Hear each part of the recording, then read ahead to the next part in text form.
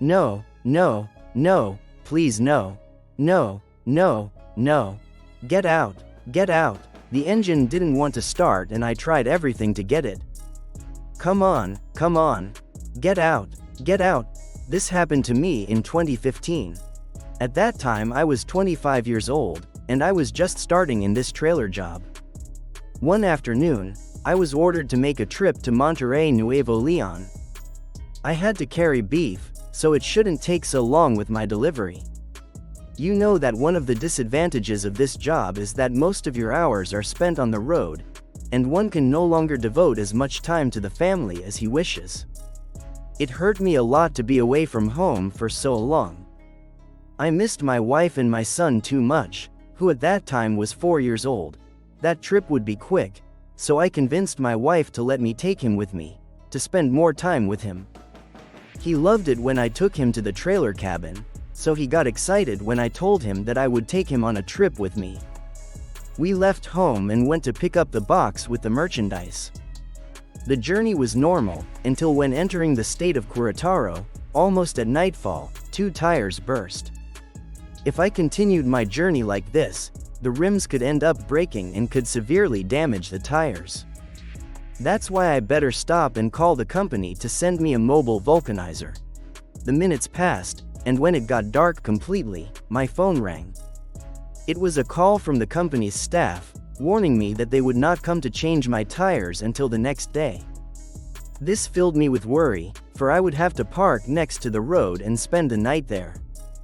I feared that they would assault me, but what worried me the most was to be there, standing in the middle of nowhere and with my little son. I didn't know exactly where we were, but near where we stopped there was a bridge and under it crossed a stream.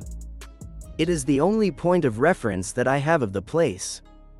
I arranged the trailer on the shoulder and put up signs at a distance so that it would not cause an accident, and I prepared myself to spend the night there.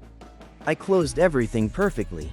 I put blankets on the bed so that my son would be comfortable and not feel cold. I prepared dinner with food that I always carry with me, and before midnight we went to sleep. I felt very exposed and insecure, but fortunately the bed is behind the seats. In this way, I could peek everywhere in case something strange was heard. We lay down together, and I closed my eyes and tried to rest. Near 2 or 3 in the morning, my son woke me up. I saw him very scared and tried to move desperately. I quickly sat down and asked him what was happening. In his way and with his words, he told me that outside, he was listening to a woman who was crying and throwing very horrible laments of pain. Of course he didn't tell me that, but he tried to recreate the sound he heard, and that's how I understood it. I don't know if I didn't believe him, or better said, I didn't want to believe him.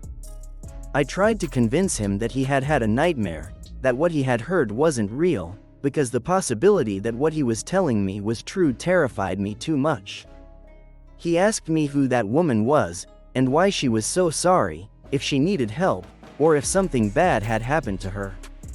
The innocence of his words filled me with fear, because for me it was almost impossible that he was making it up. I put him back to sleep, and I was covering him again when I also heard her. It was a long lament, indeed, of a woman, who seemed to be suffering too much.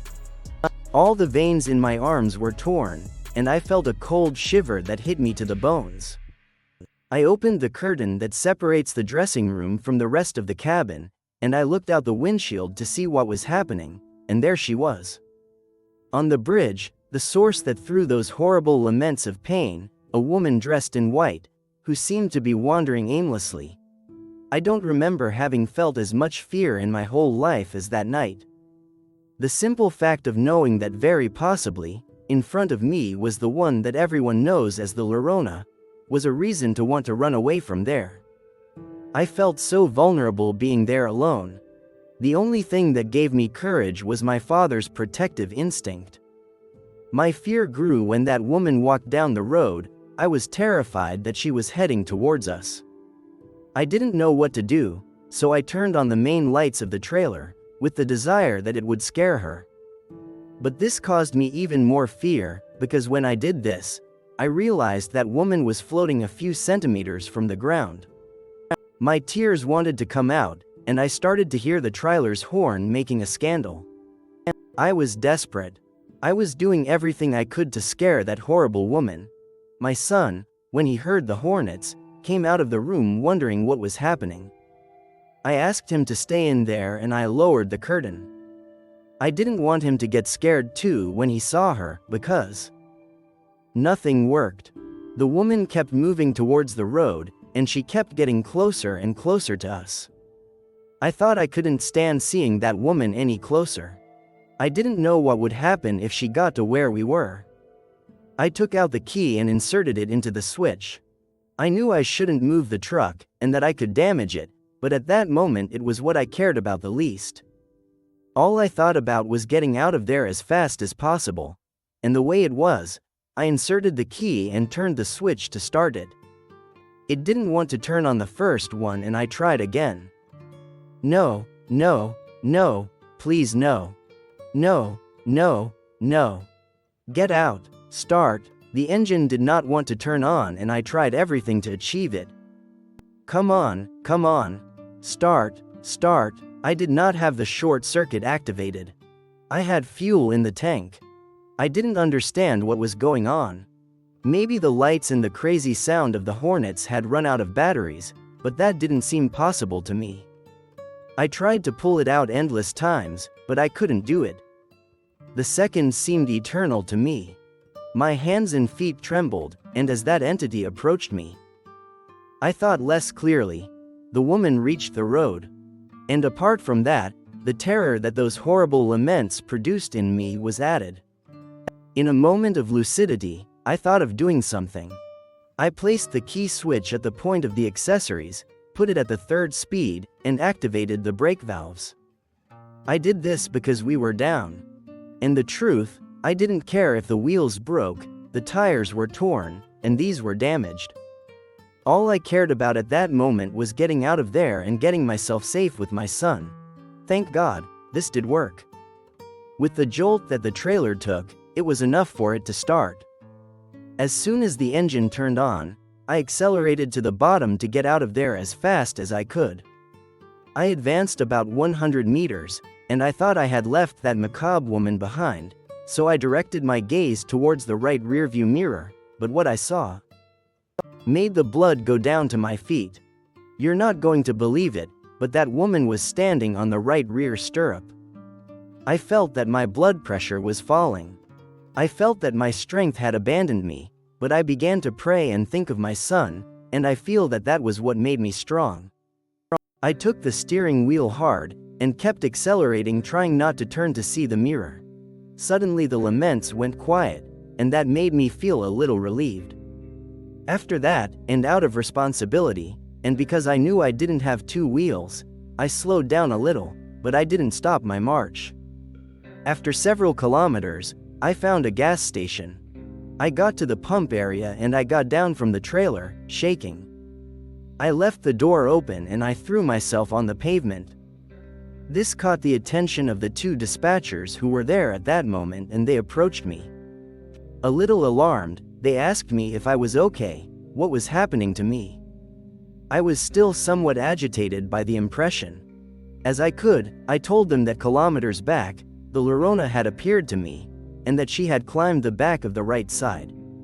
The curiosity of one of them led him to review the entire trailer, but when he came back with me, he told me that she was no longer there. They helped me and were very kind. They were there with me as I calmed down. I told them that I was coming with my son, and I asked one of them to go up to the cabin and please check how he was. He accessed and went up to the bed. I felt great relief when I saw that he took him down in his arms. He was perfectly fine, a little altered because he saw me scared, but he was fine. When I got over the scare, I told them everything in detail. They offered me to stay there all the time necessary, so that I could stabilize my nerves and so that they could get there to change my wheels. The ones I brought, I just broke them on the way. Fortunately, I did not get out of control, and thank God nothing serious happened to us. As soon as it dawned, I called the company. and I told them briefly that I had to move the trailer for safety. I didn't tell them the real reasons. I feared they wouldn't believe me. And since then, I haven't brought my son back when I travel at night, and less when I have to go through that route. When you start working as a trailer driver, you consider all the dangers and advantages that this profession has. However, finding yourself on the roads with this type of phenomenon, very few times one considers them on their list of things to be taken care of, and even, many times, to which we must face.